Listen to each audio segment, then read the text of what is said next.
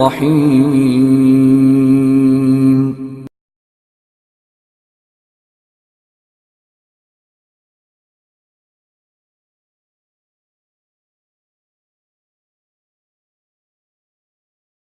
ونؤمن به ونتوكل عليه ونعوذ بالله من شرور أنفسنا ومن سيئات أعمالنا من يهده الله فلا مضل له ومن يضلل فلا هادي له ونشهد أن لا إله إلا الله وحده لا شريك له ونشهد أن سيدنا ومولانا محمدا عبده ورسوله أما بعد فأعوذ بالله من الشيطان الرجيم بسم الله الرحمن الرحيم وما خلقت الجن والإنس إلا ليعبدون وقال النبي صلى الله عليه وسلم فقيه واحد أشد على الشيطان من 1000 عابد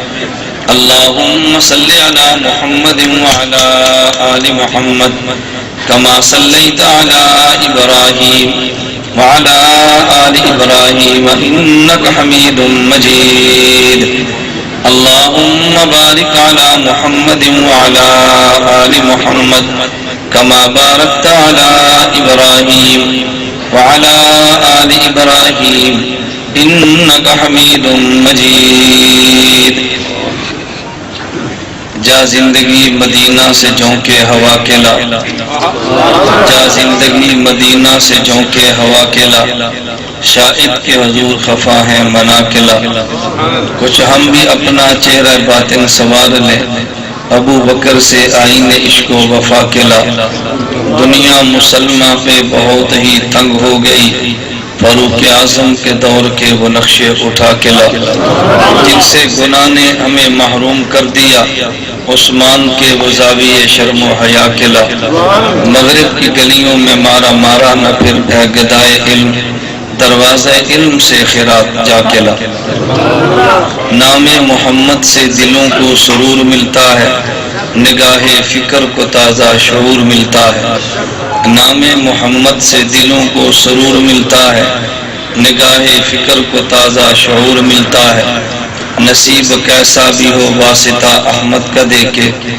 نصیب کیسا بھی ہو وسیلہ محمد کا دے کے خدا سے جو بھی مانگے ضرور ملتا ہے معزز علماء کرام میرے نہایت واجب الاحترام بزرگوں مسلک اہل سنت والجماعت سے تعلق رکھنے والے وجود نوجوان دوستوں اور بھائیوں میں نے آپ حضرات کی خدمت میں جس طرح مولانا ادریس حنفی صاحب دامت برکاتہم فرما رہے تھے علماء دیوبند کی شخصیات علماء دیوبند کا کردار علماء دیوبند کی عظمت کو بیان کرنا ہے لیکن اکابر علماء دیوبند کی عظمت اکابر علماء دیوبند کے کردار کو بیان کرنے سے قبل بطور تمہید کے میں کچھ سفر آپ کا طے کراؤں گا جب تک وہ تمہیدات دماغ میں نہ اترے کوئی بندہ مسلک علماء دیوبند کو سمجھ نہیں سکتا ابھی چند دن قبل تلا گنگ میں ایک جلسہ ہوا وہاں کی کیسٹیں احباب نے مجھ تک پہنچائی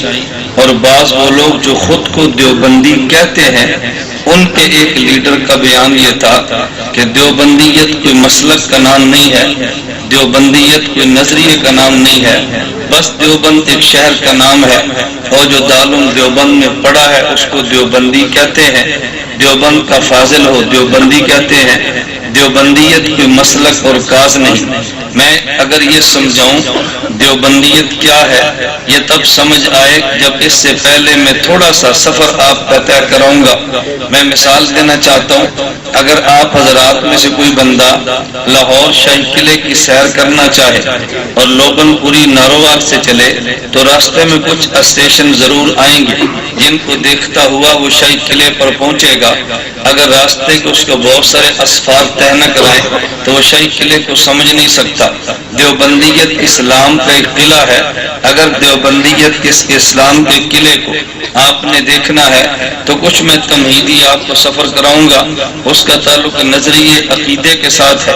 جب وہ سمجھیں گے تو پھر دیوبند کا کردار بھی سمجھ آئے گا, علماء دیوبند کی عظمت بھی سمجھ آئے گی, علماء دیوبند کا مقام اور علماء دیوبند کی شان بھی سمجھ آئے گی. اس کے لیے قرآن کریم کی جو آیت میں نے پڑھی ہے, عموماً وہ اہل علم حضرات کو بس اوقات میری خطبے میں پڑھے جانے والی آیات کو سن کر تعجب ہوتا ہے, ہم نے مولانا گمن کو عنوان کون سا دیا ہے اور مولانا نے آیت کون سی پڑھی ہے. میں کہتا ہوں بھی آپ گفتگو میری سننے سے قبل اتنی جلدی فیصلہ نہ فرمایا کریں. میری گفتگو سنیں, کمی رہ جائے تو اصلاح فرما دیں, اگر بات میں ٹھیک کر لوں تو اس کو قبول فرما لیں. میں نے قرآن کریم کی آیت پڑھی ہے, وَمَا خَلَقْتُ الْجِنَّ وَالْإِنسَ إِلَّا لِيَعْبُدُونِ. حق جل مجدہ اعلان فرماتے ہیں, میں نے جن و انس کو عبادت کے لیے پیدا کیا ہے. عبادت کا معنی ہے احکام خدابندی کا مان لینا, اور حکم کو مانتا وہ انسان ہے جو حکم دینے والے کی ذات کو دیکھے. اگر دیکھ نہیں سکتا حکم دینے والے کی بات کو سنے, تو جو بندہ حکم دینے والے کی ذات کو دیکھے بھی نہ, حکم دینے والے کی بات کو سنے بھی نہ, بتاؤ حکم پر عمل کیسے کرے گا؟ کبھی آدمی سنتا تو نہیں ہے لیکن دیکھ کر بات کو سمجھ آتا ہے. آدمی زبان سے نہیں بولتا, میں صرف یوں اشارہ کروں گا, یہ لڑکا سمجھے گا مجھے بلا رہے ہیں. اگر آدمی بول کر کے ادھر آ تب بھی اس نے سمجھا مجھے بلایا ہے. بعض باتیں دیکھنے سے سمجھ آتی ہیں اور بعض باتیں سننے سے سمجھ آتی ہیں. حق جل مجدہ فرماتے ہیں, میں نے تمہیں عبادت کے لیے پیدا کیا ہے. اور کلام اللہ کی بلاغت کو دیکھے, کلام اللہ کی فصاحت کو دیکھے. خدا نے یوں نہیں فرمایا جنوں انسانوں عبادت کرو, اس آیت میں فرمایا کہ میں نے تمہیں عبادت کے لیے پیدا کیا ہے.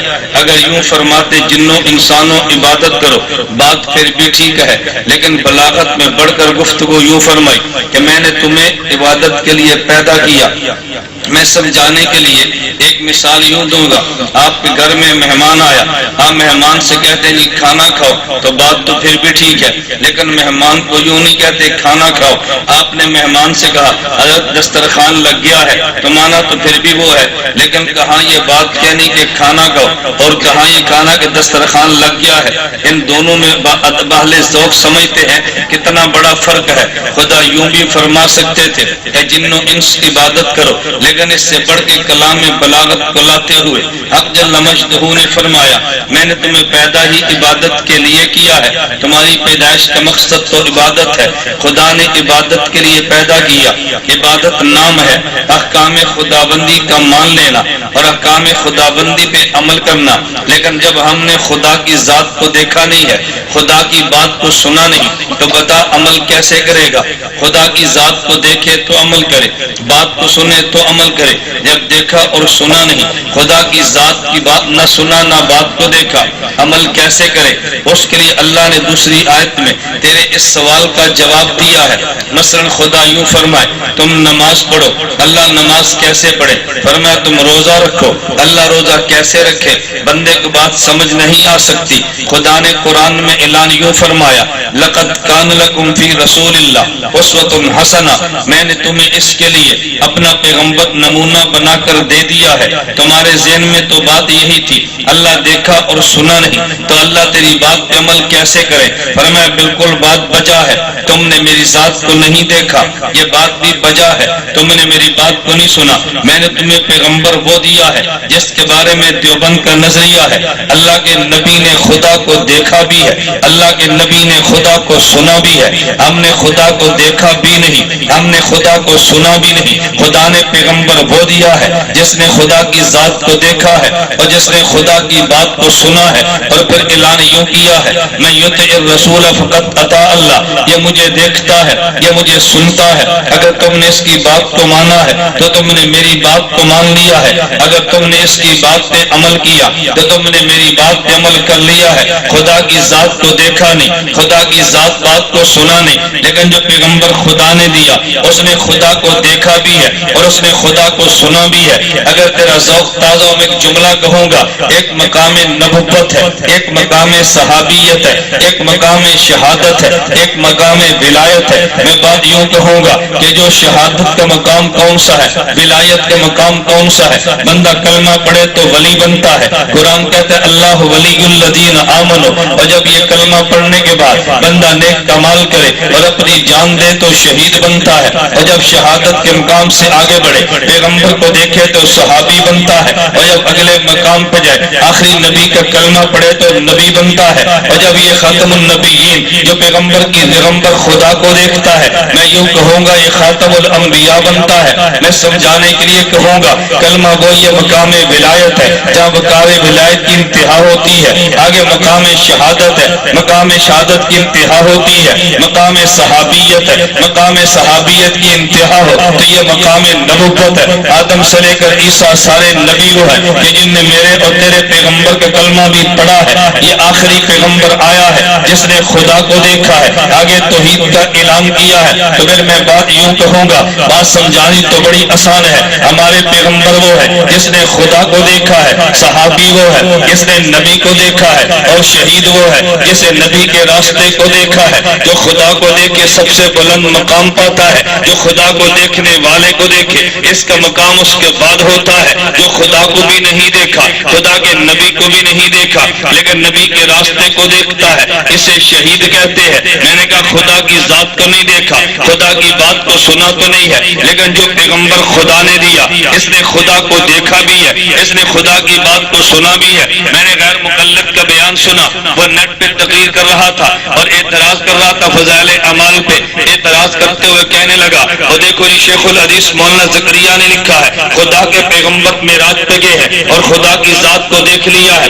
اس پہ اعتراض کیا کیا؟ کہتے جی موسیٰ علیہ السلام نے خدا سے عرض کیا رب ارنی، اللہ میں تجھے دیکھنا چاہتا ہوں، مجھے اپنا جلوہ ذات کا دکھا دے. خدا نے فرمایا لن ترانی، اے موسیٰ تو مجھے دیکھ نہیں سکتا، اور تم کہتے ہو اس کو جا کر دیکھا ہے. خدا کہتے ہیں دیکھ نہیں سکتا، اور تم نے تمہارے شیخ زکریا نے کہا کہ تمہارے نبی نے خدا کو دیکھا ہے. کہتے جی قرآن کہتا ہے لا تدرکہ الابصار وهو يدرك الابصار، کہ دیکھو خدا کو آنکھ نہیں دیکھ سکتی لیکن خدا آنکھوں کو دیکھتا ہے. تمہارے مولوی نے لکھا کہ دیکھے اللہ کی ذات کو نبی نے دیکھا. میں نے کہا تو شیخ زکریا کی بات کو بھی نہیں سمجھا، تو قرآن کو بھی نہیں سمجھا. اگر دونوں کو سمجھ جاتا کبھی اعتراض نہ کرتا. میری بات پہ توجہ دینا. یہ موسیٰ علیہ السلام نے جو کہا تھا اللہ میرا دل چاہتا ہے میں تجھے دیکھوں، ان نے تمنا کا اظہار کیا اللہ میں طور پہ جاتا ہوں، میں تجھ سے بات کرتا ہوں، میرا دل کرتا ہے میں تجھے دیکھ لو. فرمایا میرا موسیٰ تو زمین پہ نہیں دیکھ سکتا، لیکن ہمارے نبی کو خدا نے جو دیدار کرایا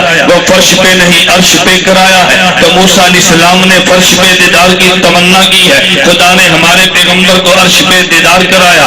تو نفی جو ہوتی ہے وہ فرش پہ دیدار کی ہے، وہ جو اس بات ہوتا ہے وہ عرش پہ دیدار کا ہے. نفی اور مقام کی ہے، اس بات اور مقام کا ہے. نہ مولانا زکریا کے فضائل اعمال کو سمجھا ہے، نہ قرآن کریم کو سمجھا ہے، تبھی تو نے شیخ زکریا کے فضائل اعمال پر اعتراض کر دیا ہے. خدا تجھے عقل عطا کر دے. میں نے کہا بات سمجھا رہا تھا. خدا نے عبادت کے لیے پیدا کیا، جب دیکھا اور سنا نہیں ہے عبادت کیسے کریں گے؟ خدا نے اس کے لیے واسطہ پیغمبر کو بنا دیا ہے. خدا نے حکم دیا تم نماز پڑھو. بندہ کہتا ہے نماز کیسے پڑھے؟ خدا نے حکم تو دیا ہے، مگر نہ روال کے سنی خدا نے تجھے نماز پڑھ کے دکھانا تو نہیں کہ نماز یوں پڑھتے ہیں. خدا نے کہا تم روزہ رکھو. روزہ کیسے رکھے؟ خدا نے رکھ کے دکھانا تو نہیں ہے کہ روزہ اسے کہتے ہیں. خدا نے حکم دیا تم حج کرو. حج کیسے کرے؟ خدا نے حج کر کے دکھانا تو نہیں ہے. اللہ حج کیسے کریں گے؟ فرمایا لقد کان لکم فی رسول اللہ، حکم تو حج کا میں نے دیا ہے، حج کا طریقہ میرا پیغمبر بتائے گا. نماز کا حکم تو میں نے دیا ہے، طریقہ میرا پیغمبر بتائے گا. دیکھو زکات کا حکم میں نے دیا ہے، طریقہ میرا پیغمبر بتائے گا. تو پھر میں یوں کہوں گا عبادت وہ ہوتی ہے جس میں حکم خدا کا چلتا ہے، اور عبادت وہ ہوتی ہے جس میں طریقہ مصطفیٰ کا چلتا ہے. عقائد خدا نے دیے ہیں، میرے پیغمبر نے سمجھائے ہیں. قرآن خدا نے دیا ہے، میرے پیغمبر نے پڑھ کے سنایا ہے. قرآن خدا نے دیا ہے، میرے پیغمبر نے سمجھایا ہے. عبادات خدا نے دی ہے اور عبادات کا طریقہ میرے پیغمبر نے کر کے دکھا دیا ہے. لیکن کوئی بندہ کہہ سکتا ہے اللہ ہمیں بات سمجھ نہیں آئی، تیرے پیغمبر نے نماز پڑھی ہے، حکم آپ نے دیا. تیرے پیغمبر نے جہاد کیا، حکم آپ نے دیا. تیرے پیغمبر نے حج کیا حکم آپ نے دیا خدایا ہم نے تیرے پیغمبر کو بھی نہیں دیکھا ہم نماز کو کیسے سمجھیں گے ہم روزے کو کیسے سمجھیں گے خدا نے تیرے اور میرے درمیان واسطہ ابو بکر عمر عثمان و علی پیغمبر کے صحابہ کو بنا دیا ہے ہاں نماز تو نبی نے پڑھی ہے لیکن نماز کیسے پڑھی ہے تجھے نہیں مل سکتی جب تک تجھے پیغمبر کا صحابی پڑھ کے نہیں دکھائے گا آج پیغمبر نے کیسے کیا یہ تجھے پیغمبر کا صحابی بتائے گا پیغمبر نے روزہ کیسے رکھا یہ تجھے پیغمبر کا صحابی بتائے گا اگر میں یوں کہوں گا میری بات پہ ذرا توجہ سے سمجھنا یہ میرا عنوان نہیں ہے میں اپنے عنوان پہ بات کروں گا لیکن ضمن ایک بات ہے جو میں سمجھانے کے لیے کہتا ہوں آج کبھی دیوبند والے کہتے ہیں ہم نماز وہ پڑھیں گے جو پیغمبر کے صحابہ والی ہے تیرا مد مقابل یعنی مرافضی کہتا ہے ہم نماز وہ پڑھیں گے جو پیغمبر والی ہے عام آدمی کہتا ہے یار بات تو بڑی غیر مقلد کی وجہ ہے جب کلمہ پیغمبر کا پڑھا ہے تو نماز پیغمبر والی پڑھو نا نبی کا کلمہ پڑھنے کے بعد تم یوں کیوں کہتے ہو نماز صحابہ والی پڑھیں گے میں نے کہا تو سمجھا نہیں یہ تجھے کتنا بڑا دھوکہ دینا چاہتا ہے اگر دھوکے کو سمجھ لیتا کبھی تو اس کی بات میں نہ آنا ناروال کے دوست میری بات پہ توجہ رکھنا امام میرا ہے وہ بھی فاتحہ پڑھتا ہے امام غیر مقلد کا ہے وہ بھی فاتحہ پڑھتا ہے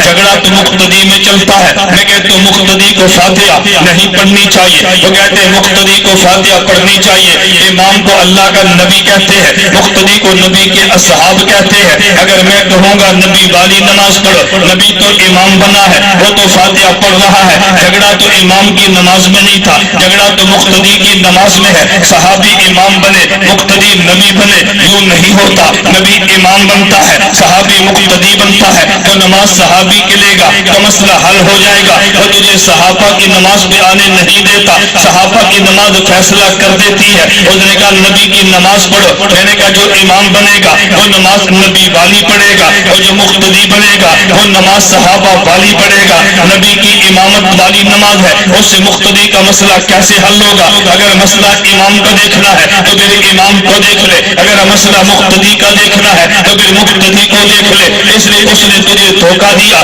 نماز نبی والی ہے دیوبند نے دھوکہ پرچار کر دیا دیوبند نے اس دھوکے کو چاک کر دیا اور دیوبند نے اعلان یوں کیا نماز وہ پڑھیں گے جو پیغمبر کے صحابی والی ہے اس کا دھوکہ کبھی چلنے نہیں دیا لیکن وہ جھوٹ بولنے کے لیے اپنے دھوکے پہ پردہ ڈالنے کے لیے کبھی بخاری کی روایت پڑھ دے گا اور جی میں جو کہتا ہوں پیغمبر کی نماز پڑھو یہ تو بخاری میں موجود ہے میں نے کہا کہاں بخاری کی روایت ہمیں بھی سناؤ کہتے ہیں پیغمبر نے اعلان نہیں کیا صلو کما رأیتمونی اصلی تم نماز ایسے پڑھو جیسے مجھے پڑھتے دیکھا ہے نبی کہتے ہیں میری طرح پڑھو تم کہتے ہو صحابہ کی طرح پڑھو میں نے کہا پیغمبر کی جو حدیث تو نے پڑھی ہے ترجمہ دوبارہ کرتے یہ کہتے جی دوبارہ ترجمہ کرتا ہو میرے نبی نے اعلان یوں کیا نماز یوں پڑھو جیسے مجھے پڑھتے دیکھا میں نے کہا حکم مجھے تو نہیں ہے کہتے جی تمہیں کیوں نہیں ہے میں نے کہا میں نے نبی کو دیکھا ہی نہیں ہے یہ حکم تو اسے دیا جو نبی کو دیکھتا ہے جو نبی کو دیکھے اس کو صدیق کہتے ہیں جو نبی کو دیکھے اسے فاروق کہتے ہیں جو پیغمبر کو دیکھے اسے عثمان و علی معاویہ کہتے ہیں یہ حکم تو نبی کو دیا نبی نے صحابی کو دیا کہتے حکم ہمیں حکم کون سا ہے میں نے کہا نبی نے ہمیں حکم وہ دیا جو حجۃ الوداع کے موقع پر ہے فرمایا میں نے نماز دی ہے کہا حضور بالکل دے دی ہے میں نے روزہ دیا کہا جی دے دیا ہے میں نے دین تمہیں دے دیا کہا جی دے دیا ہے پھر پیغمبر نے اعلان یوں کیا فلیبلغ منکم الشاہد الغائبہ تم نے نماز میری دیکھی ہے بعد والے تمہاری دیکھیں گے تم نے روزہ میرا دیکھا ہے بعد والے تمہارے دیکھیں گے تو پھر میں یوں کہوں گا صحابی وہ ہوتا ہے جو نماز نبی کو دیکھ کے پڑھے اور بعد والا وہ ہوتا ہے جو صحابی کو دیکھ کر نماز پڑھے صحابی نبی والی پڑھتا ہے ہم صحابہ والی پڑھتے ہیں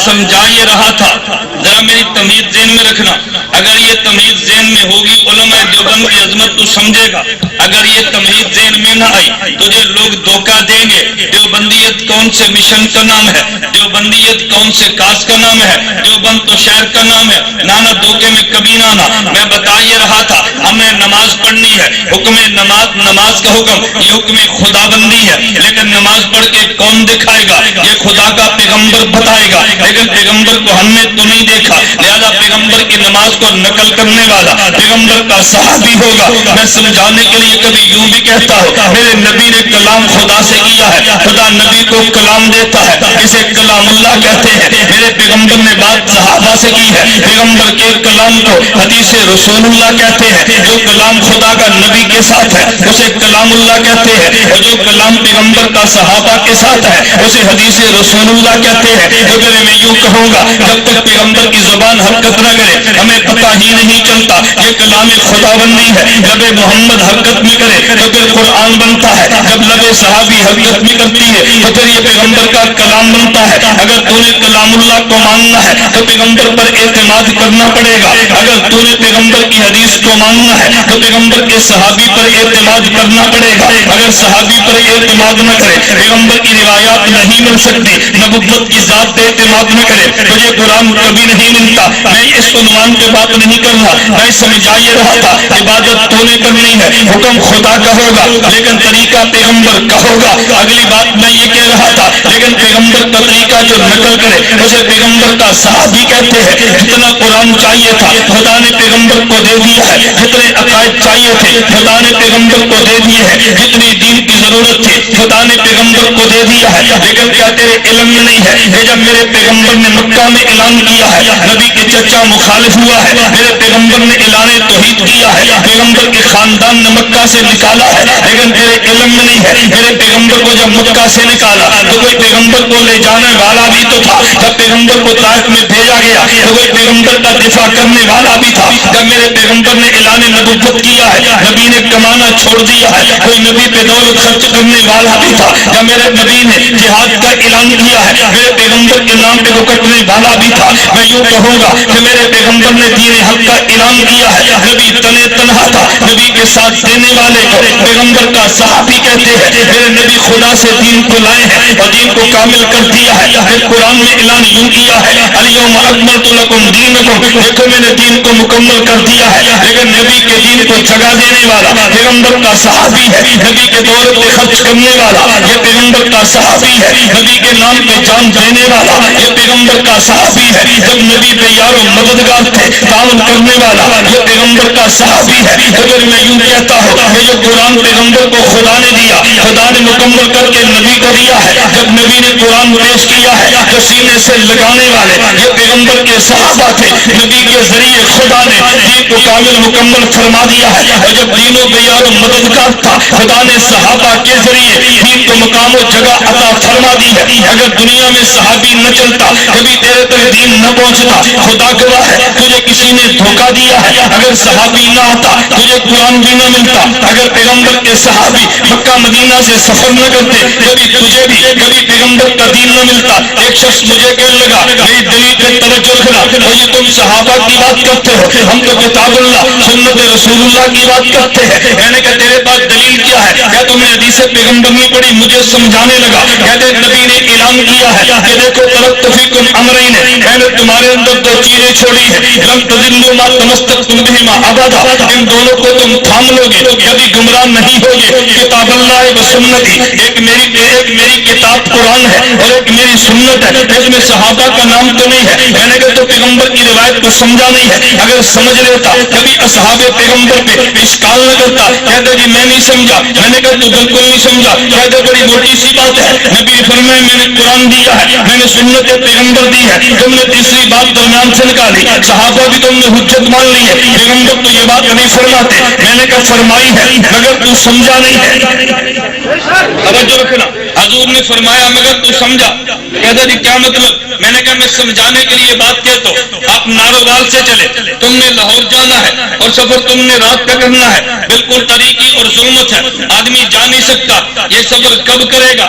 اس وقت کرے گا جب اس کے بعد دو لائٹیں موجود ہوگی. اگر دائیں لائٹ نہیں ہوگی تب بھی ایکسیڈنٹ ہوگا، یہ لاہور کی بجائے قبرستان میں پہنچے گا. اگر بائیں لائٹ نہیں ہوگی یہ تب بھی لاہور کی بجائے یہ قبرستان گلستان میں پہنچے گا، بھائی لاہور تب جائے گا جب 2 لائٹیں جل نہیں ہوں گی، بغیر ایکسیڈنٹ کے صحیح سالم لاہور پہنچے گا۔ لیکن میرے ناروال کے دوست تو بتا، یہ لائٹ خود نہیں چلا کرتی، لائٹ تو جب چلتی ہے جب نیچے تیرے پوری کار بھی تو ہوگی نا، یہ لائٹ تب چلے گی جب بس اور گاڑی اور بس بھی موجود ہوگی۔ بغیر بس اور گاڑی کے لائٹ لاہور تھوڑا ہی جاتی ہے، پہلے تم بس کو لوگے، اوپر 2 لائٹیں لگا دو گے، یہ بس چلنے لگے گی اور لائٹیں موجود ہوگی، تو بیٹھے گا لاہور پہنچ جائے گا۔ میں نے کہا بالکل میں بھی کہتا ہوں، یہ کفر کا راستہ ظلم والا تھا، یہ بدعت کا راستہ ظلمت والا تھا۔ اگر تو نے بدعت اور ظلمت کو کراس کر کے اگر تو نے جنت پہنچ رہا ہے تو ایک لائٹ کتاب اللہ کی ہے، ایک لائٹ سنت رسول اللہ کی ہے، لیکن یہ 2 لائٹیں خود نہیں چلتی۔ جس گاڑی پہ لائٹ کتاب اللہ والی اور جس گاڑی پہ لائٹ سنت رسول اللہ والی سجے،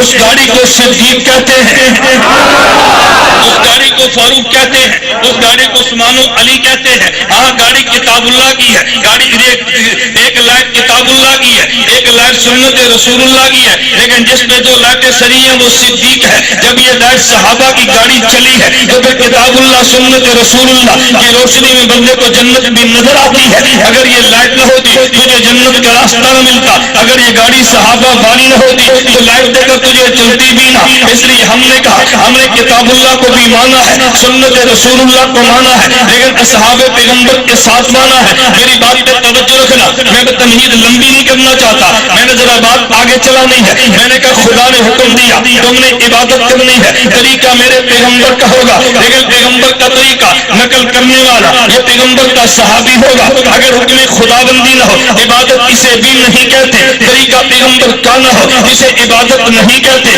اگر نقل کرنے والا پیغمبر کا صحابی نہ ہو اسے بھی عبادت نہیں کہتے۔ لیکن ایک بات اور بھی ذہن میں رکھنا، خدا نے حکم دیا نماز کا، میرے پیغمبر نے نماز پڑھ کے صحابہ کو دکھا دی ہے، صحابہ نے نماز پڑھ کے بعد والوں کو دکھا دی ہے۔ نبی نے بھی لکھ کر صحابہ کو نماز نہیں دی، صحابہ نے بھی لکھ کے بعد والوں کو نہیں دی۔ خدا نے حکم روزے کا دیا، پھر نبی نے رکھا ہے اور صحابہ کو دکھا دیا، صحابہ نے روزہ رکھا بعد والوں کو دکھا دیا۔ خدا نے حکم حج کا دیا، میرے پیغمبر نے حج ادا کیا، صحابہ نے دیکھ لیا، صحابہ نے حج ادا کیا بعد والوں نے دیکھ لیا۔ میرے پیغمبر نے بھی حج کے حکام کو لکھوایا نہیں ہے، صحابہ نے بھی لکھوایا نہیں ہے، تو میرے پیغمبر پڑھتے رہے، صحابہ دیکھ کے نقل کرتے رہے، میرے پیغمبر حج ادا کرتے رہے، صحابہ دیکھ کے نقل کرتے رہے۔ ضرورت اس بات کی بھی نبی کی نماز کو لکھ لیا جاتا، نبی کے روزے کو لکھ لیا جاتا۔ خدا نے اس کے لیے انتخاب کیا ہے سب زمین کوفہ میں نعمان بن ثابت امام اعظم ابو حنیفہ کو، انہوں نے صحابہ پیغمبر کی نماز کو دیکھا اور لکھ کر تجھے اور مجھے دے دیا ہے۔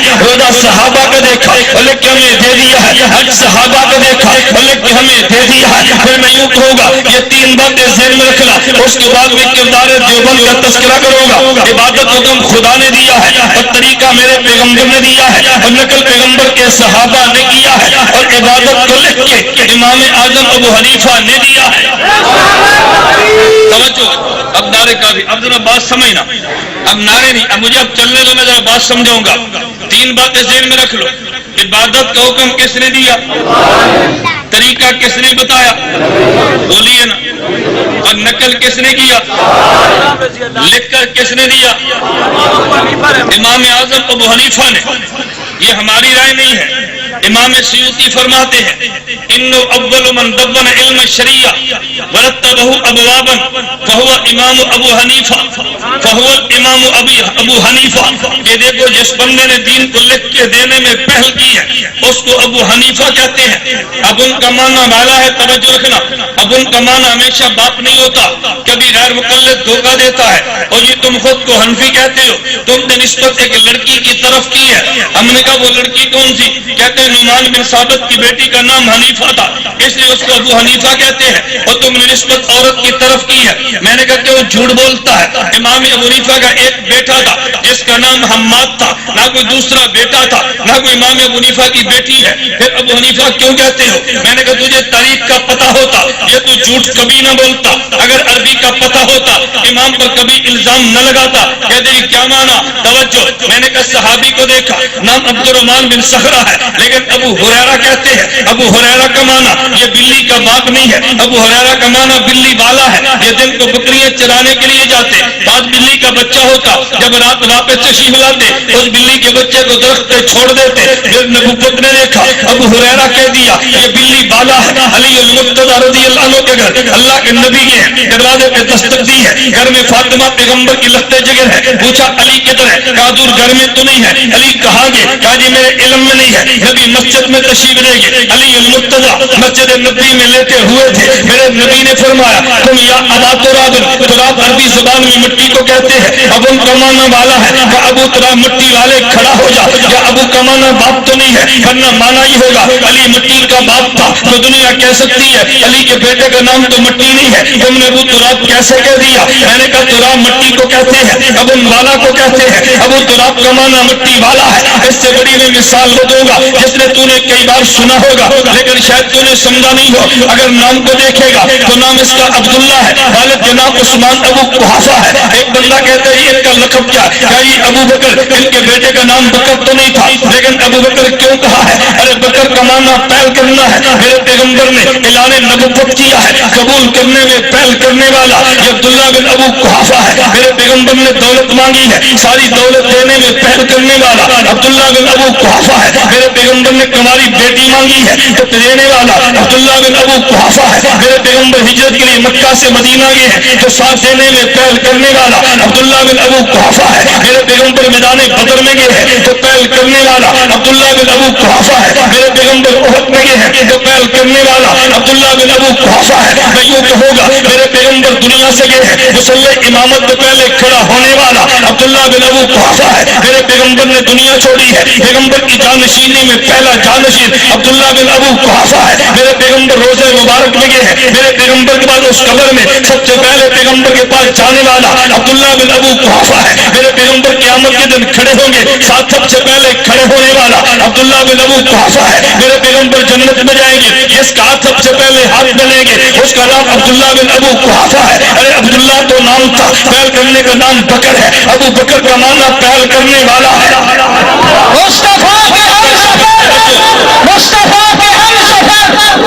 میں نے نعرے چھوڑ دو, بات سمجھو. ابو بکر کا نام ہر کام میں پہل کرنے, بولی ہر کام میں پہل کرنے. میں ایک نقطہ عرض کرتا ہوں, میرے پیغمبر غار میں گئے ہیں تو پہلے کون گیا ہے؟ عبداللہ بن ابو قحافہ. توجہ رکھنا, میرے نبی غار میں گئے ہیں تو پہلے صدیق گیا ہے, لیکن جب باری قبر کی آئی ہے تو پہلے میرے نبی گئے ہیں. نقطے پہ غور کرنا.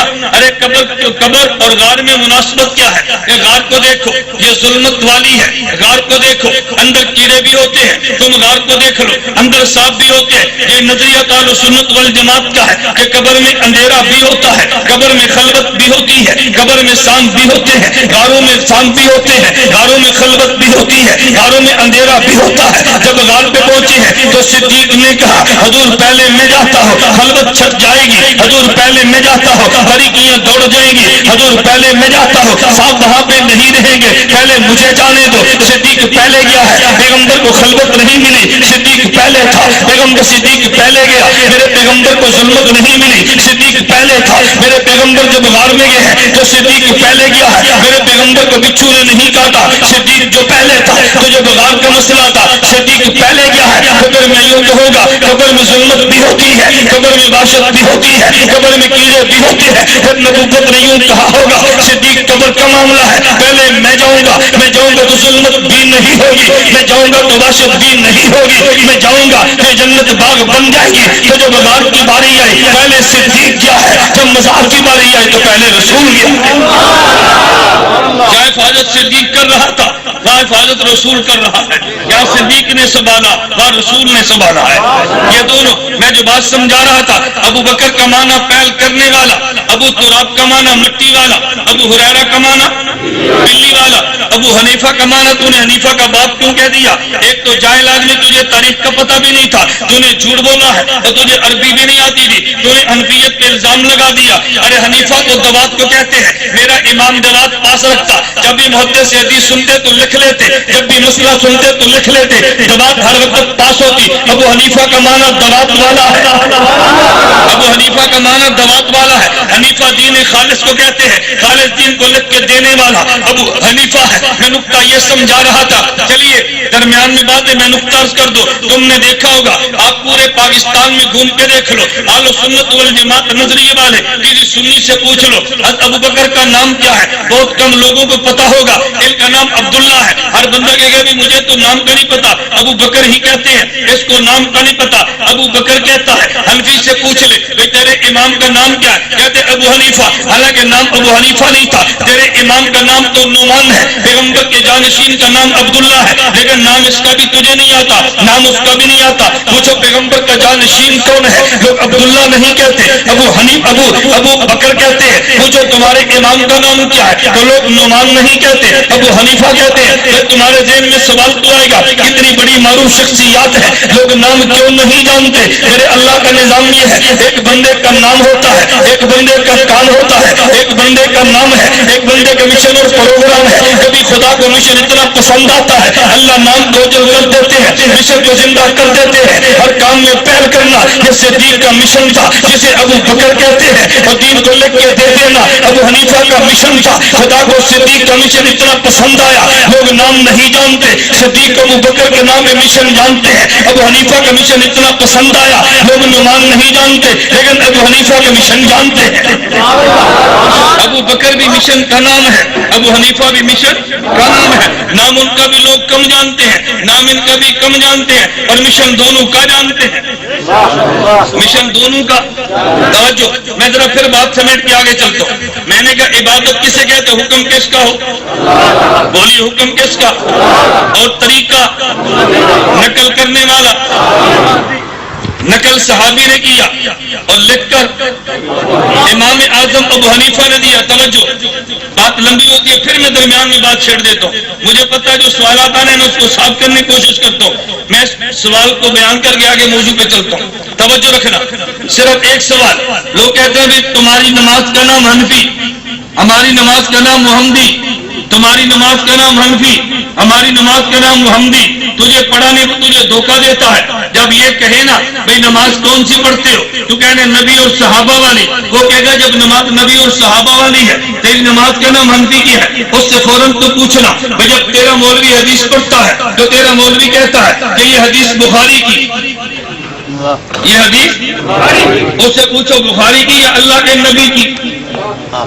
وہ کہتے ہیں اللہ کے نبی کی. پوچھ تیرے مولوی نے کیوں کہا بخاری کی, حدیث تو اللہ کے نبی کی ہے, یہ روایت بخاری کی کیوں کہتا ہے؟ کہتا ہے یہ حدیث ترمذی کی. پوچھ ترمذی کی یا اللہ کے نبی کی, کہتا ہے جی اللہ کے نبی کی. پوچھ تو نے ترمذی کی کیوں کہا, یہ فوراً اس کا مولوی جواب دے گا, کہتا ہے حدیث ہے تو پیغمبر کی مگر نقل امام بخاری نے کیا ہے, حدیث تو اللہ کے نبی کی ہے لیکن لکھا امام ترمذی نے ہے. جو تو بھی کہہ دے کہ نماز تو نبی صحابہ والی ہے, لکھی امام ابو حنیفہ نے ہے, لکھی امام ابو حنیفہ نے ہے. اگر حدیث پیغمبر کی نقل امام بخاری کرے تو حدیث بخاری کی کیا دیتے ہیں. اگر حدیث اگر نماز پیغمبر اور صحابہ کی اور لکھ کے ابو حنیفہ دے, اسے نماز حنفی بھی کہہ سکتے ہیں. تو جو جواب تیرا ہے وہی جواب تو ہمارا ہے. تو نے اعتراض بلا وجہ کر دیا. میں آگے چلتا ہوں. لگے تو دین دینے والی اور دین کو مکمل کرنے والی ذات اللہ کے پیغمبر کی ہے, دین کو کامل کر دیا ہے. لیکن جب دین آیا کہ یارو مددگار تھا, قرآن کہتا ہے والا یمکنن لہم, دین کو جگہ دینے والے پیغمبر کے صحابہ تھے. اور جب دین صحابہ نے دے دیا, سب سے پہلے لکھ کے دینے والی ذات امام ابو حنیفہ کی ہے. امام سیوطی نے اعلان کیا ہے ان افضل من دبر علم شریعہ وہ ابو حنیفہ تھا. اب 3 لفظوں کو یاد رکھ لینا, ایک کام خدا نے کے نبی نے کیا, اور ایک کام حضرت پیغمبر کے صحابہ نے فرمایا, اور ایک کام امام ابو حنیفہ نے کیا. توجہ رکھنا, دین کو مکمل کرنے والی ذات اللہ کے پیغمبر کی ہے, اور دین کو جگہ دینے والی ذات پیغمبر کے صحابہ کی ہے, اور دین کو لکھ کے دینے والی ذات امام ابو حنیفہ کی ہے. ان کو عربی زبان میں اور مولویت کی زبان میں 3 لفظوں میں یوں یاد رکھنا, میرے پیغمبر نے تکمیل دین فرمایا ہے, پیغمبر کے صحابہ نے تمکین دین فرمایا ہے, اور ہمارے امام اعظم ابو حنیفہ نے تدوین دین فرمایا ہے. تکمیل دین کا معنی کہ دین کو مکمل اللہ کے نبی نے کیا، تمکین دین کا معنی جگہ پیغمبر کے صحابہ نے دی ہے، تدبیر دین کا معنی اس کو لکھ کے امام ابو حنیفہ نے دیا ہے۔ یہ تین کام مکمل ہو گئے۔ توجہ، اب میں بتانے لگوں دیوبند نے کیا کام کیا ہے، دیوبندیت کس چیز کا نام ہے، دیوبندیت کس مسلک اور مشن کا نام ہے، تجھے یہ تو پتا چلے دیوبند کردار کون سا تھا۔ دیوبند الگ نظریہ نہیں ہے، دیوبند الگ مسلک نہیں ہے۔ کبھی لوگ جھوٹ بولتے ہیں اور بھائی ہم اسلام کی بات کرتے ہیں، تم دیوبند کی بات کرتے ہو، ہم سنت کی بات کرتے ہیں، تم دیوبند کی بات کرتے ہو۔ لیکن تو نانا یہ بات وہ کرے گا جس نے دیوبند کو سمجھا نہیں ہے، اگر وہ سمجھے گا کبھی ایسی حماقت نہیں کرے گا۔ ہم دیوبندیت کی بات کیوں کرتے ہیں؟ میرے جملے پہ غور کرنا۔ دین کو مکمل کرنے کا کام اللہ کے نبی نے فرمایا اور دین کو پہنچانے کا کام پیغمبر کے صحابہ نے فرمایا ہے، اور دین کو لکھ کر دینے کا کام امام اعظم ابو حنیفہ نے فرمایا۔ دین مکمل بھی ہو گیا ہے، دین پہنچا بھی دیا گیا ہے اور دین لکھ بھی دیا گیا ہے۔ اب ایک کام باقی رہ گیا، وہ باقی رہا نہیں۔ جب ایک کام کی ضرورت ہو اللہ ایسے افراد کو پیدا کر دیتے ہیں۔ اب ضرورت کس بات کی آئی ہے؟ دین لکھا ہوا بھی موجود تھا، امت میں پہنچ بھی گیا تھا، میرے امام نے لکھ کر بھی دے دیا، لیکن 1000 سال کے بعد امت میں کئی فتنے رونما ہوئے۔ ایک فتنہ وہ تھا جس نے نبوت کی ذات پہ حملہ کیا ہے، ایک فتنہ وہ تھا جس نے پیغمبر کے اصحاب پہ حملہ کیا ہے۔ نبی کی ذات دین کو مکمل کرنے والی ہے، ایک نے حملہ ان پہ کیا ہے۔ پیغمبر کے صحابہ دین کو امت کو دینے والے تھے اور دین کی جگہ دینے والے تھے، ایک فتنے نے حملہ ان پہ کیا ہے۔ اور ایک جملہ ایک میرے پیغمبر کے بعد، پیغمبر کے صحابہ کے بعد امام ابو حنیفہ نے دین کو لکھ کے دیا۔ ایک اور فتنہ پیدا ہوا جس نے حملہ امام کی ذات پہ کیا ہے۔ اب میں یوں کہوں گا کہ دین کو مکمل کرنے والی ذات پیغمبر کی ذات کا ہے، ایک نے حملہ اس پہ کیا جسے قادیانی کہتے ہیں، اور ایک فتنہ وہ تھا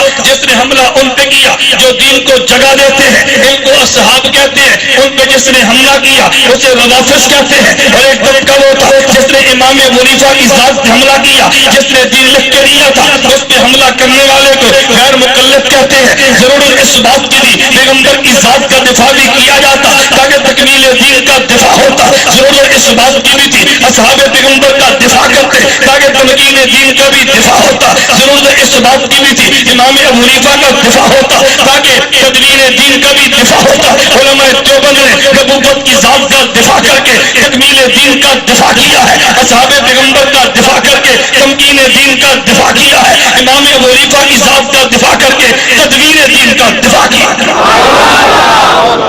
ضرورت تھی یا نہیں؟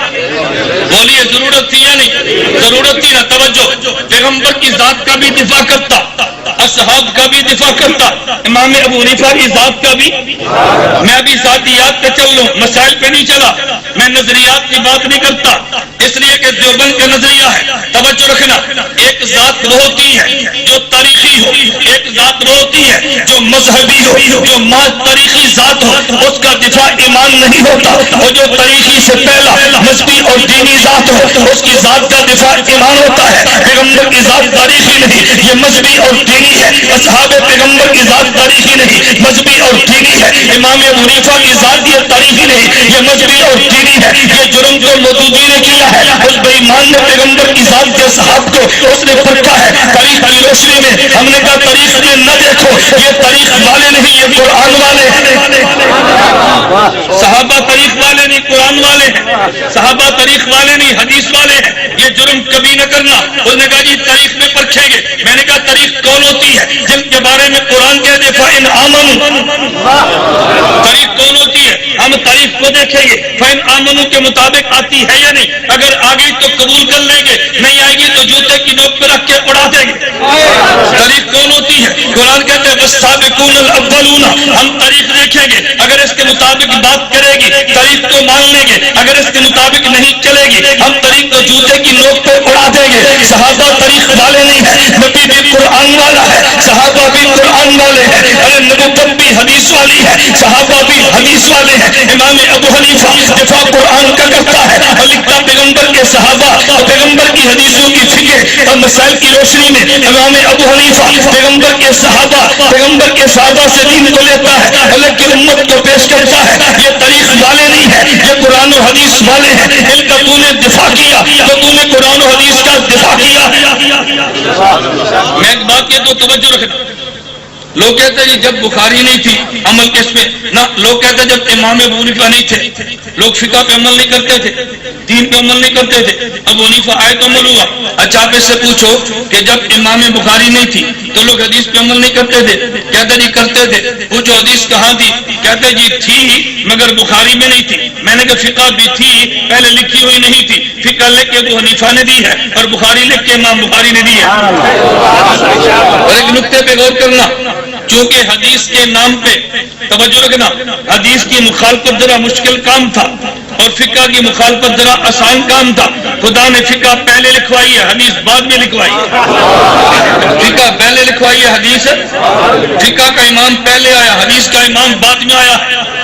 امام ابو حنیفہ نعمان بن ثابت، ان کی پیدائش کو دیکھ تو 80 ہجری، وفات دیکھ 150 ہجری، توجہ رکھنا۔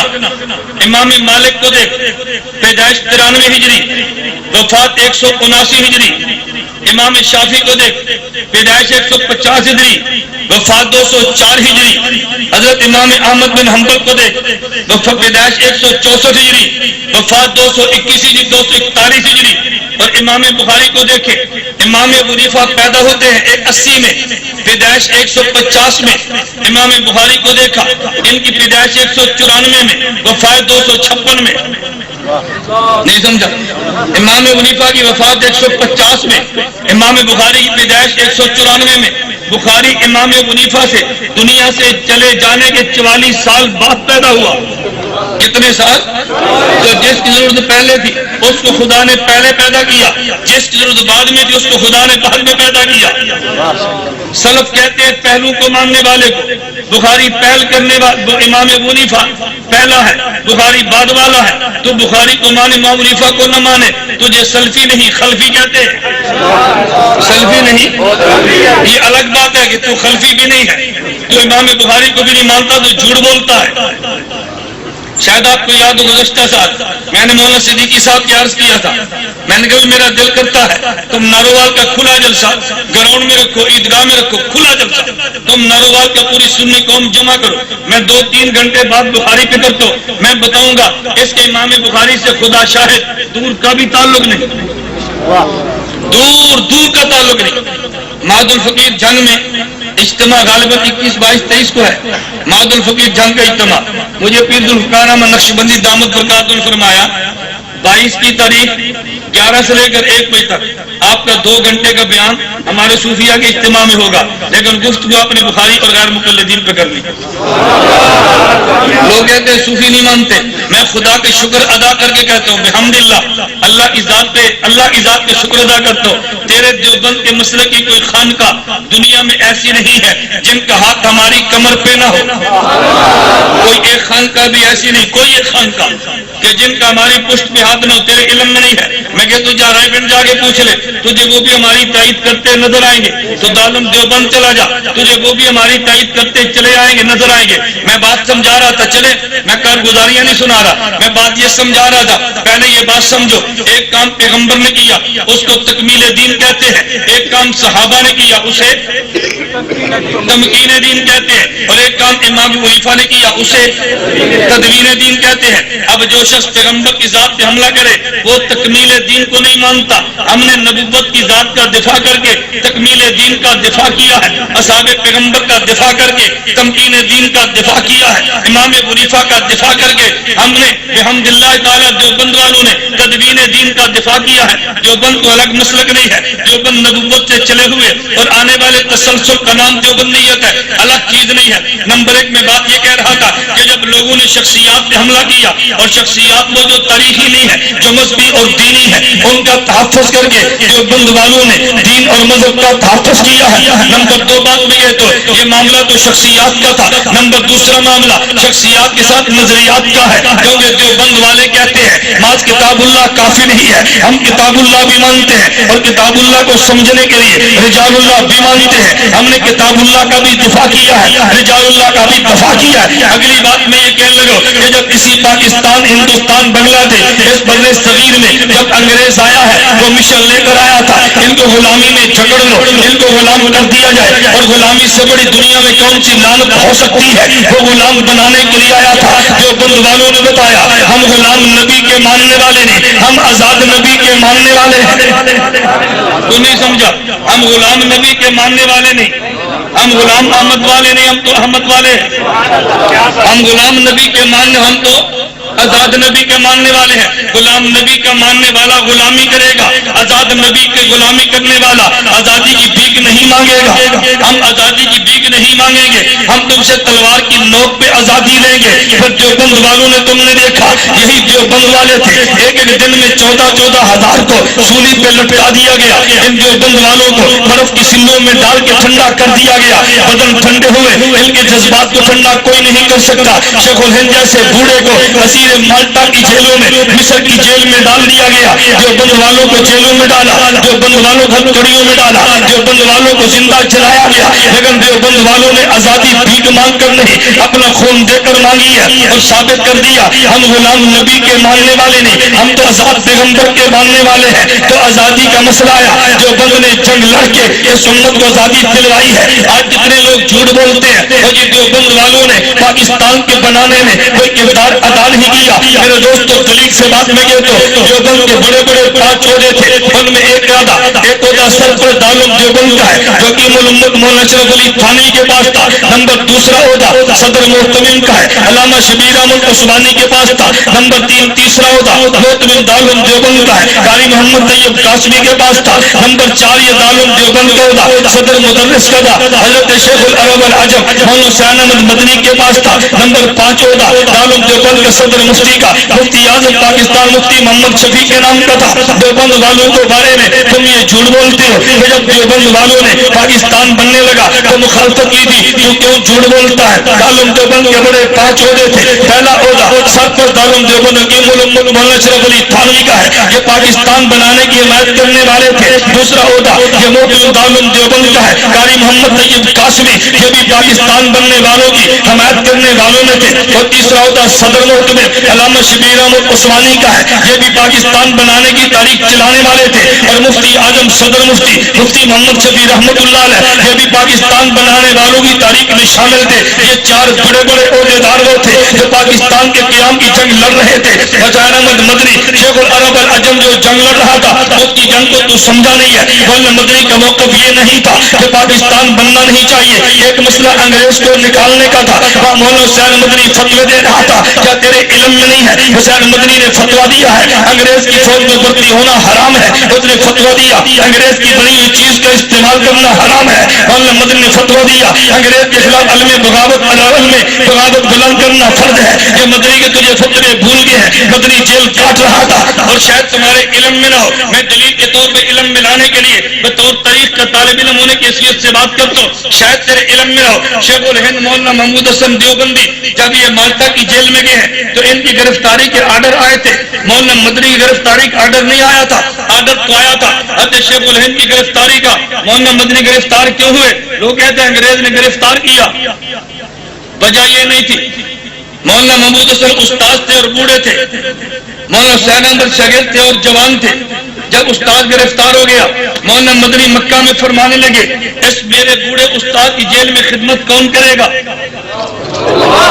میرے بوڑھے استاد کی جیل میں خدمت کون کرے گا؟ طریق اٹھا کے دیکھ۔ مولانا مدنی رحمت اللہ علیہ نے اس وقت جو شریف مکہ کے دور میں جو وہاں مفتی مکہ تھا، مولانا مدنی اس سے تعلقات کہیں کہ اس کو ملے اور مل کر فرمایا تمہارا کچھ نہیں بگڑتا، تم میرے خلاف رپورٹ لکھ دو کہ اصل شرارت کی جب تو حسین احمد مدنی ہے، اگر محمود حسن گرفتار ہو گیا، یہ حسین احمد باہر رہ گیا، تمہارے خلاف تاریخ جاری ہے کہ اس کو گرفتار کرو، تو لکھ دے تاکہ میری گرفتاری کا آرڈر ہو جائے، تاکہ جیل میں استاد کی خدمت میں کروں۔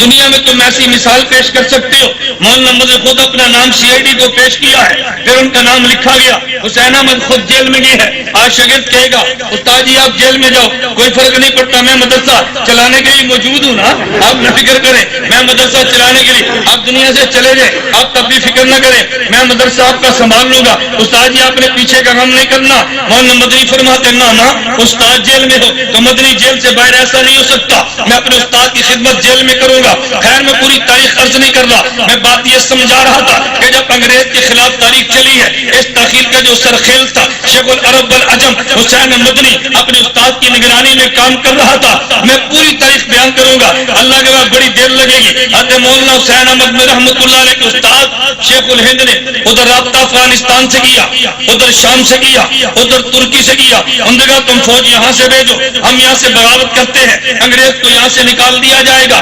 اس کے لیے تاریخ ریشمی رومال چلی ہے. اپنوں کی بغاوت اور منافقت کی وجہ سے وہ تاریخ ناکام ہوئی ہے. حضرت خود وہاں شریف ہے, خود مکہ مکرمہ میں گئے ہیں, انور پاشا گورنر سے ملے ہیں, اس سے ملاقاتیں خود کی ہیں, اپنے نمائندے بھیجے. انگریز کے خلاف علم جہاد بلند کرنے کے لیے انگریز نکال دیا گیا. مولانا مدنی فرمانے لگے اگر پاکستان الگ ہوگا تو پاکستان مسلمان تھوڑے ہوں گے, زیادہ ہندوستان میں رہ جائیں گے. میرا مشورہ یہ ہے ان کو الگ نہ کرو, اکٹھے رہ کے اپنے حقوق کی جنگ لڑیں گے, ان کے ایمان کا تحفظ آسان ہوگا. مولانا کا ذہن یہ تھا اگر کیا میں پاکستان کے مخالف نہیں تھے, میں نے کہا یہ ذہن بھی ایک تھا, لیکن باقی چار کا ذہن تو نے کیوں نہیں پڑا. قرارداد پاکستان بنی ہے, میرے علم میں ہونا چاہیے. یہ نقشہ دینے والا حکیم الامت مولانا اشرف علی تھانوی تھا. جب پاکستان کا تصور قائم ہوا, علامہ اقبال خود اعتراف کرتا ہے تصور پاکستان کو پیش کرنے والا حکیم الامت مولانا اشرف علی تھانوی رحمۃ اللہ علیہ تھے. یہ دیوبند کے 4 قوموں تھے جن نے تاریخ چلائی ہے اور یہ پاکستان بنا ہے. شاید تمہارے علم میں نہیں ہے, یہ خیبر پختونخوا والے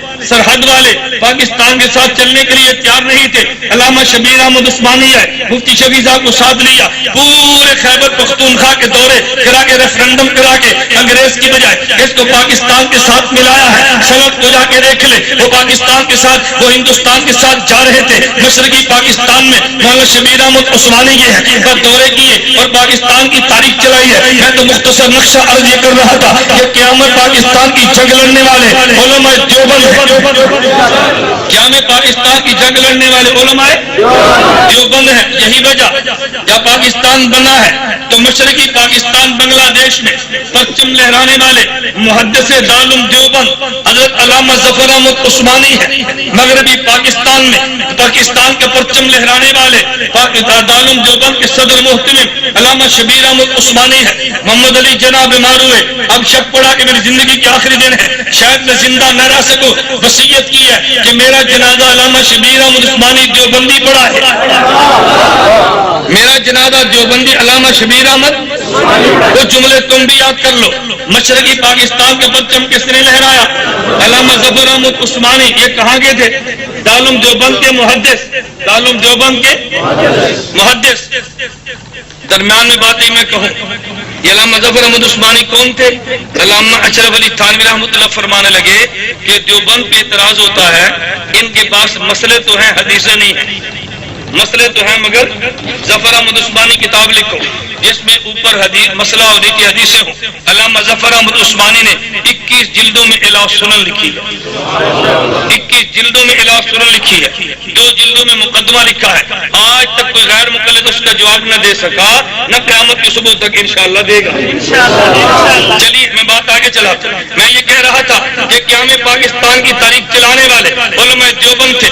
آگے چلیے نمبر 2 تیسری بات میں کہنے لگا, یہ پاکستان کو جو خدا نے دین دیا دفاع علماء دیوبند نے کیا. یہ جو دین نبی سے چلتا آ رہا تھا, میرے پیغمبر کے دین پہ حملہ آور 2 قسم کے لوگ ہوئے. توجہ رکھنا, یہ 2 قسم کے لوگ تھے. ایک قسم وہ تھی کہ جس نے دین میں اضافے کیے, اور ایک وہ تھا کہ جس نے دین میں کمی کی ہے. جو دین میں کمی کرے وہ بھی گمراہ ہے, جو دین میں اضافے کرے وہ بھی. توجہ رکھنا, جو دین میں کمی کرے وہ بھی گمراہ, جو دین میں اضافہ کرے وہ بھی گمراہ. جو دین میں اضافے کرے اسے ملحد کہتے ہیں, جو دین میں کمی کرے اسے ملحد کہتے ہیں, اور جو دین میں کمی کرے اسے ملحد کہتے ہیں, اور دین میں اضافہ کرے اسے مبتدع کہتے ہیں. اب مسئلہ یہ تھا کمی کو بھی الگ کر دو اور کمی اضافی کو بھی الگ کر دو, اصل دین امت کے سامنے پیش کر دو. اسے علماء کی زبان میں یوں کہتے ہیں کہ تطہیر دین کا کام علماء دیوبند نے کیا ہے. جب فتنہ بریلویت کا آیا تو صاف علماء دیوبند نے کیا ہے. فتنہ مودودیت کا آیا دفاع علماء دیوبند نے کیا ہے. فتنہ مرزائیت کا آیا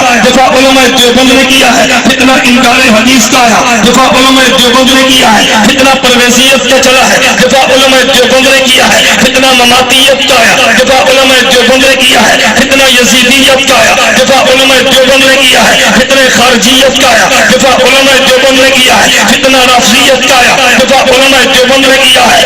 میں یوں کہتا ہوں کہ تیری جتنی نظریاتی سرحدات تھی ان کا دفاع کرنے والے علماء دیوبند تھے. اگر ان کے علاوہ کوئی مثال ملتی ہے تم ہمیں مثال لا کر تو دکھا دو. میرے پیغمبر کی ذات پہ حملہ ہوا, دفاع کرنے والا علامہ انور شاہ کشمیری نظر آتا ہے. جب پیغمبر کی ذات پہ حملہ ہوا, دفاع کرنے والا امیر شریعت عطا اللہ شاہ بخاری نظر آتا ہے. جب پیغمبر کی ذات کے بعد اصحاب پیغمبر پہ حملہ ہوا تو دفاع کرنے والا ہمیں دارالعلوم دیوبند سے تعلق رکھنے والا کون نہیں جانتا؟ علماء دیوبند کو ہم نے کھنگال کے دیکھا ہے. میں ہندوستان کی بات بھی کروں گا, میں پاکستان کی بات بھی کروں گا. میں نے انڈیا میں دیکھا عبد الشکور لکھنوی نظر آتا ہے. میں نے پاکستان میں دیکھا مولانا دوست محمد قریشی نظر آتا ہے. میں نے پاکستان میں دیکھا مولانا دستار توسوی دامت برکاتہم نظر آتا ہے. ہم نے پاکستان میں دیکھا ان کا روحانی بیٹا علامہ حق نواز نظر آتا ہے. میں بات یہ کہہ رہا تھا کہ جب شیعت نے حملہ کیا ہے تو دفاع علماء دیوبند نے کیا ہے. مرزائیت نے حملہ کیا, دفاع علماء دیوبند نے کیا ہے.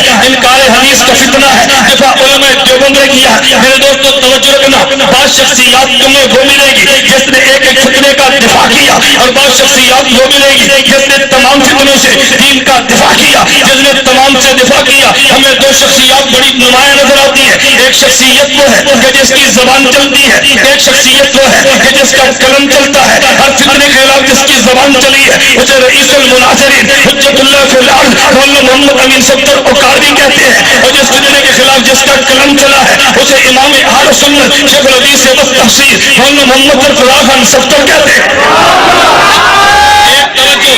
توجہ, ایک زبان والا ہے ایک قلم والا ہے, ایک زبان والا ایک توجہ, ایک زبان والا ایک قلم والا. میری توجہ دلیل پہ غور کرنا, ایک زبان والا اور ایک قلم والا.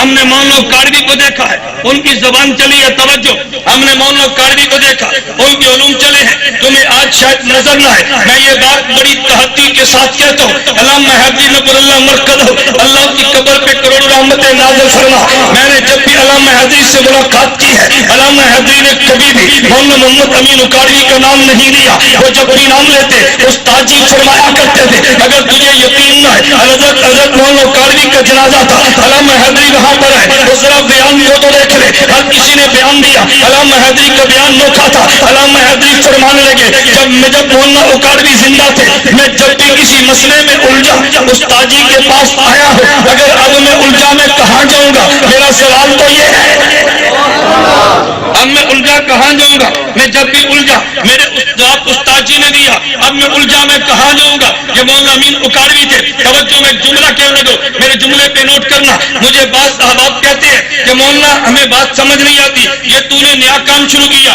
میں نے کہا میرا دوست نیا کام شروع نہیں کیا, میں نے اوکاروی سے علوم لیے ہیں, جنگ والے سے زبان لی ہے. ہم نے اوکاڑے والے کے توجہ, ہم نے اوکاڑے والے کے علوم لیے ہیں اور جنگ والے کی زبان لی ہے. میری بحمد اللہ تعالیٰ میں دلائل علامہ اوکاڑوی کے دیتا ہوں اور لہجہ مولانا جنگلی کا رہتا ہوں. یہی وجہ ہے جو اوکاڑے والے کو نہیں مانتا وہ بھی جلتا ہے, جو جنگ والے کو نہیں مانتا وہ بھی جلتا ہے. ہم اوکاڑے والے کو بھی مانتے ہیں, جنگ والے کو بھی مانتے ہیں. ہمارا وہ بھی امام تھا, ہمارا یہ بھی امام ہے, ہم اس کا بھی دفاع کریں گے, ہم اس کا بھی دفاع کریں گے. کوئی اشکال کی بات تو نہیں ہے, ہم دفاع کریں گے انشاءاللہ, ہم دفاع کریں گے انشاءاللہ. میں بات یہ کہہ رہا تھا, اللہ میں بات سمجھنے کی توفیق دے. میں بڑے اختصار سے خدمات علماء دیوبند کا تذکرہ کر رہا تھا. میں ایک آخری بات کہ اس کو سمجھنا. میں نے کہا نمبر 1 خدمات دیوبند کے حوالے سے میں نے 3 باتیں سمجھائی ہیں. تکمیل دین کا کام پیغمبر نے کیا, تمکین دین کا کام صحابہ نے کیا, تدوین دین کا کام امام ابو حنیفہ نے کیا. علماء دیوبند نے پیغمبر کا دفاع کیا, یہ تکمیل دین کا دفاع ہے. صحابہ کا دفاع کیا, یہ تمکین دین کا دفاع ہے. امام ابو حنیفہ کا دفاع کیا تو یہ تدوین دین کا دفاع ہے. میں نے دوسرے انداز میں یوں کہا کہ جب لوگوں نے دین میں کمی کی ہے, لوگوں نے دین میں اضافہ کیا ہے, تو دین کے اندر انہوں نے ملاوٹ کی کوشش کی ہے. جو بند والوں نے ملاوٹ کو صاف کر کے دین کو صاف پیش کیا ہے, اور صاف کرنے کو تطہیر دین کہتے ہیں. اگر میں یوں کہوں گا پیغمبر کو دیکھا تو تکمیل دین ہے, ہم نے صحابہ کو دیکھا تو تمکین دین ہے, ابو حنیفہ کو دیکھا تدوین دین ہے, دیوبند کو دیکھا تطہیر دین ہے. دیوبند کو دیکھا اور ہم تطہیر کرتے رہیں گے انشاءاللہ, کرتے رہیں گے نہیں. توجہ, میں اختلاف مٹانے کے لیے بات کرتا ہوں اور بڑی جرأت جرت سے وضاحت سے کرتا ہوں، تبلیغی جماعت بھی اہل سنت والجماعت ہے، بلند آواز سے تبلیغی جماعت بھی بولنا، مجاہدین بھی اہل سنت والجماعت ہے، جمعیت علماء اسلام بھی اہل سنت والجماعت، وفاق المدارس بھی بولنا، سپاہ صحابہ، اور ان سب کے دفاع کا نام اتحاد اہل سنت والجماعت ہے۔ ہاں میں جرت سے کہتا ہوں، جمعیت پہ اعتراض ہو، جمعیت سٹیٹ سے جائے وکالت میں کروں گا، سپاہ کے کاج پر اعتراض ہو سٹیٹ پوچھ رہا دفاع میں کروں گا۔ ہاں میں نے کیا ہے، میں یوں نہیں کہتا ہم نے کیا ہے، میں نے کہا تمہیں کس کم وقت نے کہا ہمیں خدا اس دن سے پہلے موت دے دے جب ہم دیوبندیت سے بغاوت کریں، اس دن سے پہلے خدا موت دے دے جب دین کو دنیا کے لیے استعمال کریں، اس دن سے پہلے خدا موت دے دے جب ہم نظریے سے بغاوت کریں۔ ہم بغاوت نہیں کر سکتے، دیوبند والا ہو دین سے بغاوت کرے، یہ دیوبند کے نام پہ جھوٹ جو بولتا ہے دیوبند والا نہیں ہو سکتا۔ دیوبند والا تو ذہن میں رکھ لیں گے نا، میں نے کیا، میں نے اس انداز پہ تاریخ بیان نہیں کی جو آپ سنتے رہتے ہیں، میں نے اس انداز نرض کیا جو آپ ذہن میں بٹھانے کی کوشش کریں۔ تو تین باتیں ذہن نشین فرما لیں، رکھ لیں گے۔ پیغمبر نے کام تکمیلیں دی، صحابہ نے تمکینیں دی، امام ابو حنیفہ نے، علماء دیوبند نے۔ جب تطہیر کرو تو تکلیف ہوتی ہے کہ نہیں؟ بولو نا۔ کبھی مماتی پریشان ہوگا، کبھی غیر مقلد ہوگا، کبھی خارجی اور یزیدی ہوگا پریشان، ہونے دو، نہیں سمجھا؟ ہونے دو، ہم تو کہتے ہیں پریشان ہو۔ اگر ہمارے حق بیان کرنے پہ پریشان ہو نا، ہم کون سے حق والے ہیں؟ باطل والا پریشان نہ ہو، یہ حق والا کیسے ہو سکتا ہے؟ ابن تیمیہ نے ایک بڑا پیارا جملہ کہا تھا، انہوں نے کہا تم نے یہ دیکھنا ہو حق والا کون ہے، تمہارے پاس دلیل نہ ہو تو یہ دیکھو باطل کے تیر کدھر آتے ہیں، یہ دیکھو باطل کے تیر کدھر آتے ہیں۔ میں نے توجہ، میں نے دوسرے انداز میں بات کیا کی، بعضوں نے دین میں اضافہ کیا، بعضوں نے کمی کی ہے۔ علماء دیوبند نے کام تطہیر دین تک کیا، نہ کمی ہونے دی نہ ہونے دیں گے، نہ اضافہ ہونے دیا نہ ہونے، توجہ نہ ہونے دیا نہ ہونے دیں گے۔ ہمارے حضرات اکثر اسٹیج پہ کہتے ہیں مولانا قاسم نانوتوی، میں نے کہا تعریف کرنی چاہیے، امام جو ہوا مولانا مدنی، تعریف کرنی چاہیے امام جو ہوا۔ ہمارے علماء اسٹیج پہ یوں کہتے ہیں اولئک آبائی فجینی بمثلہم اذا جمعتنا یا جلیل المجامع، ہمارے باپ اور دادا بہت بڑے تھے، مجلس لگا کے دیکھ۔ میں جملہ یوں کہتا ہوں، توجہ، لیس الفتى من یقول کان ابی، الفتى من یقول ہا انا ذا، پہلوان وہ نہیں ہوتا جو کہتے ہیں میرا باپ پہلوان تھا، پہلوان ہوتا ہے جو کہتے ہیں مجھ سے مقابلہ کر مجھے پہلوان کہتے ہیں۔ ہاں مگر تو ہم سے بات کرو، توجہ، ہم سے بات کرو، نانوتوی کو مت بھوکو، ہم سے بات کرو، مولانا مدنی کو مت بھوکو، ہم سے بات کرو، جنگی دنیا سے چلے گے مت بھوکو، ہم ان کے بیٹے دفاع کے لیے ہم سے بات کرو، توجہ، ہم سے بات ٹھیک ہے غلط ہے؟ میں آخری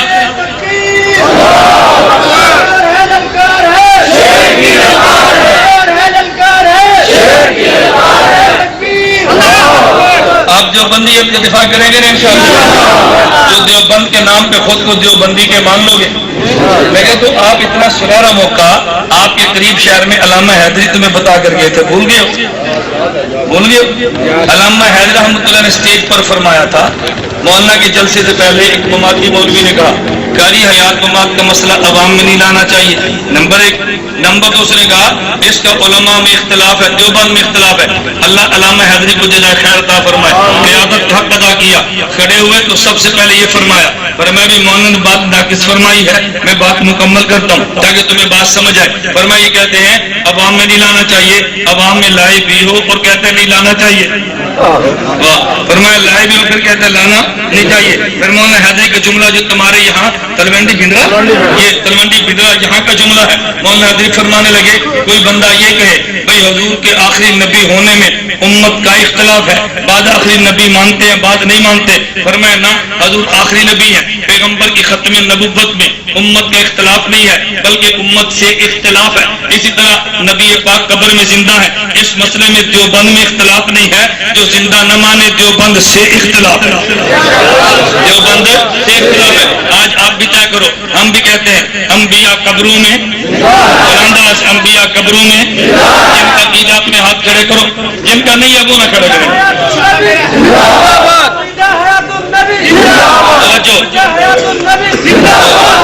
اسٹیج پر تو اجازت ہے نہیں کھڑا کرنا تو بڑا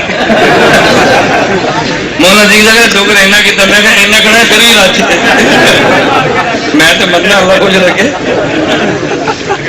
صحیح ہے نا. توجہ, ہمارا عقیدہ انبیاء قبروں میں, بولو انبیاء قبروں میں. جو انبیاء علیہ السلام کو قبروں میں زندہ نہ مانے دیوبندی بھی نہیں, اہل سنت والجماعت بھی نہیں, اس کے پیچھے نماز نہیں ہوتی. جو آپ نے نمازیں پڑھی ہیں ان نمازوں کو لوٹانا تمہارے ذمہ ہے, اور جو مسجد کی انتظامیہ سے مانگ کو نہیں ہٹاتی وہ پوری انتظامیہ گنہگار پر مجرم ہے. ان کو ہٹانا ہمارے ذمہ ہے, اور جب تک ممکن ہو اپنی نمازیں دہرانے کی کوشش کرو. اللہ مجھے بھی اور آپ کو بات سمجھنے کی توفیق عطا فرمائے. اللہ مجھے اور آپ سب کو علماء دیوبند کے خادم اور سچا غلام بنائے. ہمارا دیوبندیت کا یہ مرکز ہے. اللہ اس مرکز کو شاد اور آباد رکھے. آخر دعوانا الحمدللہ رب العالمین. الحمدللہ رب العالمین والصلاۃ والسلام علی رسولی وعلی آلہ وصحبہ اجمعین. اے مولا کریم ہم سب کے گناہوں کو معاف فرما دے, خطاؤں سے درگزر فرما دے, جائز حاجات کو پورا فرما دے, مشکلات کو دور فرما دے. اے میرے مولا بھائی عبد الرحمان کی والدہ فوت, دعا فرمائے اللہ ان کی مغفرت فرمائے, اللہ ان کے درجات بلند فرمائے. اے اللہ جو دعائیں مانگ سکے وہ بھی عطا فرما, جو نہیں مانگ سکے بغیر مانگے اے اللہ تو ہمیں اپنے فضل و کرم سے عطا فرما. وصلی اللہ تعالی علی رسولی خیر خلق.